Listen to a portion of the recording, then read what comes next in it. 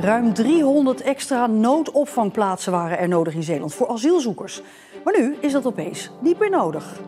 De noodzaak om op korte termijn iets te realiseren in Zeeland is er voor het COA op dit moment even niet. Dat hebben ze aangegeven.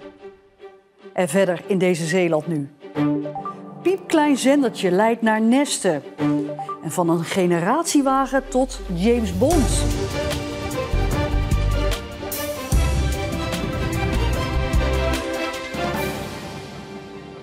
Goedenavond. Zeeland hoeft toch niet op stel en sprong extra plaatsen te regelen voor de noodopvang van asielzoekers. Vorige week nog luidde het COA, het Centraal Orgaan Opvang Asielzoekers, de noodklok. Het COA deed toen een dringend beroep op 8 provincies, waaronder Zeeland, om voor het eind van deze maand met extra noodopvangplaatsen te komen. Voor eind juli wilde het COA in Zeeland 325 extra plaatsen voor de noodopvang van asielzoekers. Maar nog geen week later is dat niet meer nodig. Tot opluchting van Marga Vermu, de burgemeester van Sluis, die het woord voert namens alle 13 Zeeuwse gemeenten. Er is ondertussen contact geweest met het COA en het COA heeft ook aangegeven, wij zijn in goed contact met alle 13 Zeeuwse gemeenten. Het gaat om opvangplekken en daar zijn we constructief mee in gesprek.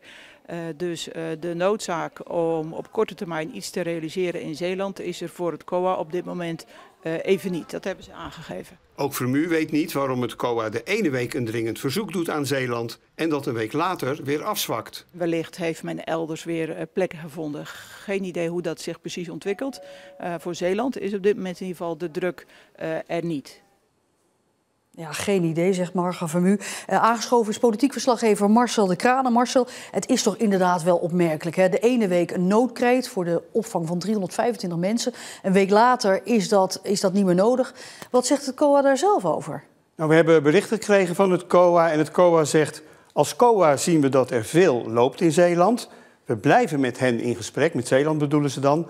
Maar het verzoek staat wel gewoon. Nou, Marga Vermu die zegt, de noodzaak voor het COA die is er even niet. Laten we maar zeggen dat het hier gaat om een interpretatieverschil. Duidelijk is wel dat die extra plekken, ja, die komen er echt niet meer voor het eind deze maand. Want je hebt het al over volgende week vrijdag. Dat gaat niet meer gebeuren. Maar ja, er is nu, kun je zeggen, ook wel weer onduidelijkheid, hè, over dat asielzoekersvraagstuk. Hoe komt dat toch? Provincies en gemeenten die wijzen daarvoor naar Den Haag. Kijk, we hebben nu natuurlijk een demissionair kabinet met nog steeds de PVV als grootste partij. Nou, de PVV wil minder asielzoekers, dat is geen geheim. Aan de andere kant hebben we de spreidingswet. Die is aangenomen in februari vorig jaar. En die spreidingswet die is bedoeld om asielzoekers eerlijk en evenredig over Nederlandse gemeenten te verdelen. En het kabinet kan zelfs gemeenten verplichten om asielzoekers op te nemen. Maar ja, eigenlijk wil het kabinet dat niet. En wat krijg je dan? Dat het in de uitvoering alle kanten op gaat. Nu hebben de provincies een brief gestuurd, want ze zijn daar toch wel gefrustreerd over dat die uitvoering niet goed gaat. Dat hebben ze gezamenlijk gedaan in het IPO, heet dat dan, het IPO, het Interprovinciaal Overleg. En die brief is gestuurd aan Mona Keizer van Asiel en Migratie. En daarin komt die frustratie toch wel heel duidelijk tot uiting. Ja, dat was eigenlijk om richting het kabinet aan te geven van geef nou eens duidelijk aan waar jullie voor staan. Want de ene keer moet het weer zus, de andere keer moet het weer zo. Dan hebben we een spreidingswet, dan lijkt het erop of die spreidingswet ineens er niet meer zou zijn. Maar dat is toch weer niet het geval. Ook de financiering is heel wisselend. De ene keer zeggen ze we financieren wel, de andere keer financieren ze niet. En er is niets zo funest als onduidelijk beleid en een onduidelijke koers van het kabinet. En daar hebben we als gemeente last van en dat hebben het IPO heeft dat ook aangegeven. Ja, het is eigenlijk een hele nette en diplomatieke manier van Marga Vermu om te zeggen dat het een zootje is in Den Haag wat dit betreft. Is ook niet zo verwonderlijk, want vergeet niet, het kabinet Schoof is natuurlijk gevallen over die asielproblematiek. Dus dat geeft nog altijd heel veel gedoe. Maar ja, blijft dat gedoe dan, hè, tot de Kamerverkiezingen eind oktober? Ja, ik denk het wel, want tot die tijd zit je toch in een soort vacuüm wat dit betreft. Ja, en daarna, dat hangt natuurlijk af van het stemgedrag van de kiezers en de ministersploeg die er dan komt. Marcel de Kraan, dank je wel. De politie heeft een 4e verdachte aangehouden voor de steekpartij vorige maand in het centrum van Terneuzen. Het gaat om een minderjarige verdachte uit het Gelderse Elst. Bij de steekpartij raakte een 34-jarige man zwaar gewond. Volgens de politie kregen 2 groepjes ruzie met elkaar, waarbij het slachtoffer meerdere keren werd gestoken met een mes. Eerder zijn al 3 andere mannen aangehouden, 2 uit Terneuzen en 1 uit Sas van Gent. En deze 3 zijn inmiddels vrijgelaten, maar blijven wel verdachten. De gemeente Vlissingen heeft na een jaar het haventerrein weer vrijgegeven waarop overslagbedrijf BTZ was gevestigd. De burgemeester sloot het terrein omdat het bedrijf jarenlang als dekmantel zou zijn gebruikt voor onder meer de invoer van cocaïne uit Zuid-Amerika. De drie directeuren van BTZ worden verdacht van drugshandel en het bedrijf is inmiddels failliet verklaard. Het terrein van 34 hectare is overgedragen aan een nieuwe huurder. Ierseke en de Koenkelpot zijn onlosmakelijk met elkaar verbonden. En daarom was het verdriet in het dorp groot toen het Koenkelpot-monument van de fanfare werd vernield. Maar er is nu een nieuwe. Door extreem vuurwerk, afgelopen oud en nieuw, werd het Koenkelpot-fanfare-monument vernield. Er is een soort shellbom, of ja, ik weet niet of ik het anders noemen moet, is daarvoor gebruikt. En als je ziet, zeg maar, naar de oude plaat, hoe of die er nou bij ligt, zeg maar, ja, die krijg je nooit meer goed. De poten zijn eraf gescheurd, de plaat is helemaal vervormd. Dus ja, dan ben je genoodzaakt om nieuwe poten en nieuwe plaat, zeg maar, te maken. Het monument is nu weer tip-top in orde. De leden van de fanfare zijn er maanden mee bezig geweest en ze zijn erg tevreden. We zijn hartstikke blij ermee. En heel trots, en dat zijn we eigenlijk altijd nog geweest. Maar ja, dan word je alleen maar extra trots als het, zeg maar, weer hersteld is. En hopen we met z'n allen, zeg maar, dat het zo blijft. Het monument wordt vanavond teruggeplaatst. Inwoners van Ierseke zijn daar blij mee. Het is nu 2 keer vernield, hè? En dat is echt, ja. Nou, u bent blij dat het weer terugkomt? Zeker te weten. Het is toch een mooi monument voor Ierseke. Ja, toch? Blij dat het terugkomt, het monument? Ja, zeker. Het hoort bij Ierseke. Ja. En ook blije gezichten van de Koenkelpotters bij het vernieuwde monument.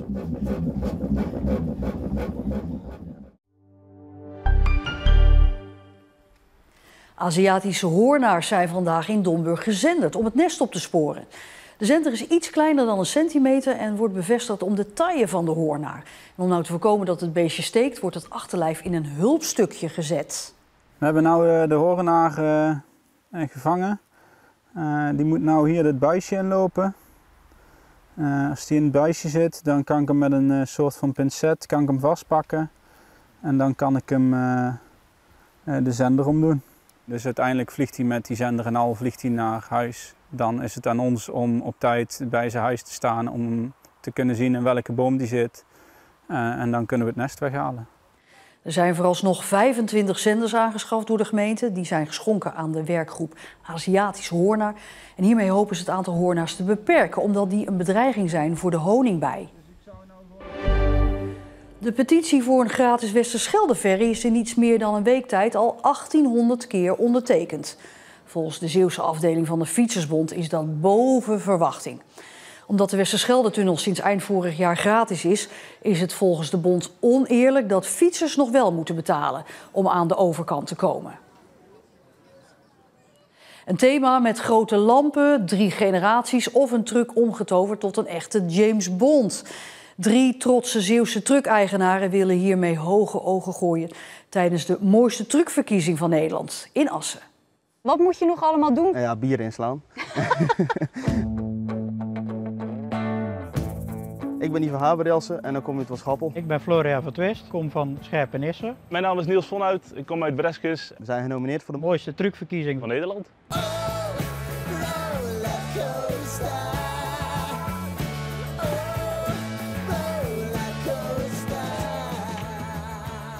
Dit is mijn werkauto. Het is een Volvo. Er zit een kraan op met 34 meter mast. En daar zetten wij dakkapellen mee, hijsenglas, constructies. Het thema is 3 generaties en ja, dat is opa, pa en ik. En ja, dat is toch wel iets waar ik het meest trots op ben. Daarboven in de cabine zie je Bo, Arnold, Ivan en dan staan we met z'n drieën op een fotootje. Op de achterwand van de cabine staan we bij een werkstuk om te kantelen met 2 kranen. Staan wij ook met z'n drieën op de achtergrond. Zo heb ik heel het thema bedacht en ja, dat komt helemaal zo terug in de auto.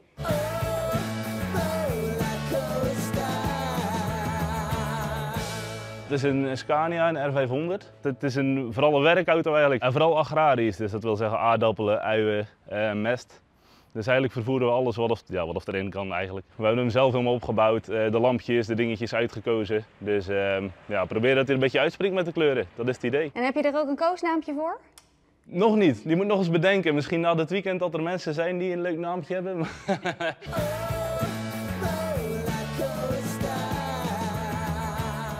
Het is een DAF XG Plus krijzeecontainers, hier vooral in Nederland.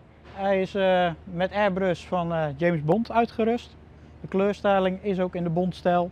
Het is gewoon mijn dagelijkse werkpaard. Maar hij staat ook op je trouwfoto. Ja, maar dat heeft ook meer mee te maken dat ik de vrouw ook heb leren kennen door de auto. Ja, ooit een reactie op TikTok. Nou ja, ze wou hem eigenlijk regelen voor de broertje om mee voor verjaardag. En ja, dat is er eigenlijk nooit van gekomen, maar dat moet nog een keer komen.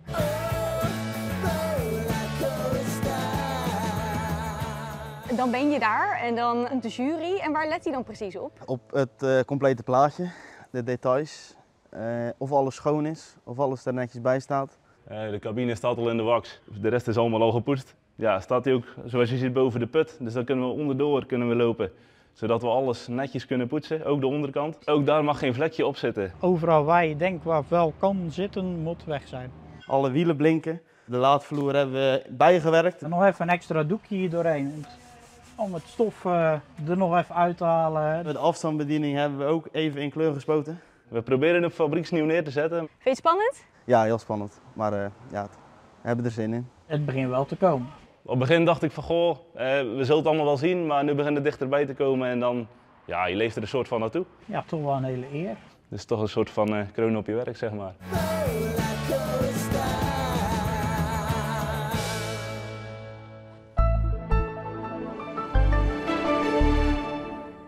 Deze zonnebloemen hebben vandaag in Zeeland weinig zon gezien. In de middag klaarde het wel een beetje op vanuit zee. En ook morgen vooral landinwaarts nog een enkele bui. Voor de rest best zonnig. Maar daarna krijgen we een paar wisselvallige dagen. En tot zover deze Zeeland Nu. Morgen weer een nieuwe, dan ook met het weekoverzicht. Ik wens u alvast een fijn weekend.